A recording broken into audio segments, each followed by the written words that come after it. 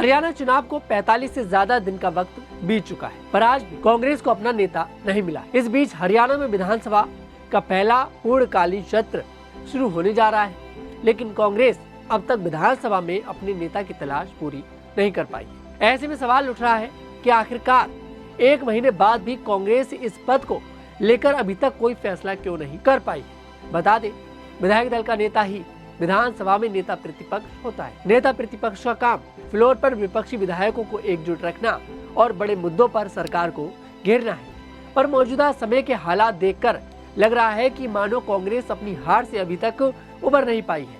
नेता प्रतिपक्ष को लेकर फैसला न कर पाने की एक बड़ी वजह ये भी मानी जा रही है। इसके साथ ही कांग्रेस की गुटबाजी भी किसी से छिपी नहीं है। इसी के कारण उसे इस जीते हुए चुनावों में हार का मुंह देखना पड़ा। खबरें तो ये भी है कि कांग्रेस के कई बड़े नेता अब भी हार की समीक्षा में ही जुटे हैं। पार्टी चुनाव आयोग से भी लगातार शिकायत कर रही है। पार्टी का मानना है कि कई बूथों पर वोटिंग और ईवीएम की वजह से उसके उम्मीदवार हार गए। दूसरी ओर कांग्रेस ने हरियाणा में हार की समीक्षा के लिए छत्तीसगढ़ के पूर्व सीएम भूपेश बघेल और राजस्थान कांग्रेस के नेता हरीश चौधरी के नेतृत्व में एक कमेटी गठित की। इस कमेटी को कहा गया था कि उन सभी पहलुओं की समीक्षा की जाए जिससे पार्टी को हार का सामना करना पड़ा है।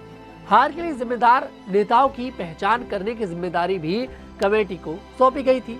कहा जा रहा है कि कमेटी ने अभी तक पूरी रिपोर्ट कांग्रेस हाईकमान को नहीं सौंपी है। पर सवाल यह है कि आखिरकार कांग्रेस जो हरियाणा चुनावों में इतनी तेजी से दिख रही थी, आज वो इतनी धीरे कैसे हो गई, जबकि राज्य में सरकार से ज्यादा भूमिका विपक्ष की होती है।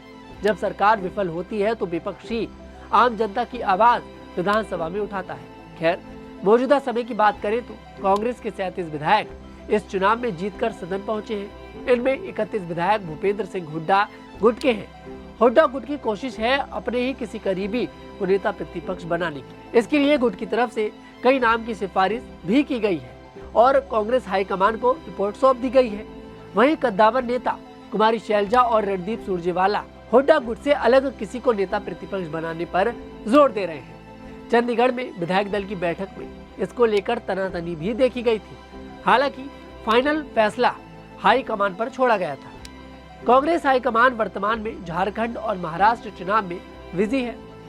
हरियाणा में कांग्रेस जाट और दलित समीकरण के सहारे आगे बढ़ती रही है। 2024 के चुनाव से पहले दलित समुदाय के चौधरी उदयवान को प्रदेश अध्यक्ष की कुर्सी सौंपी गई थी, तो जाट समुदाय के भूपेंद्र सिंह हुड्डा को नेता प्रतिपक्ष। जाट समुदाय का वोट एक तरफा इस बार कांग्रेस को मिला है। वहीं लोकसभा चुनाव की तुलना में इस बार दलित वोट बैंक में सेंधमारी हुई है। हरियाणा में दलित और जाटों की आबादी करीब 40% है। ऐसे में कहा जा रहा है कि कांग्रेस फिर इस समीकरण को साधने का काम करेगी। बता दें, पिछली बार दलित समुदाय के उदयवान के पास प्रदेश अध्यक्ष की कुर्सी थी। उदयवान हुड्डा से विधायकी नहीं जीत पाए। ऐसे में उनकी कुर्सी भी खतरे में है।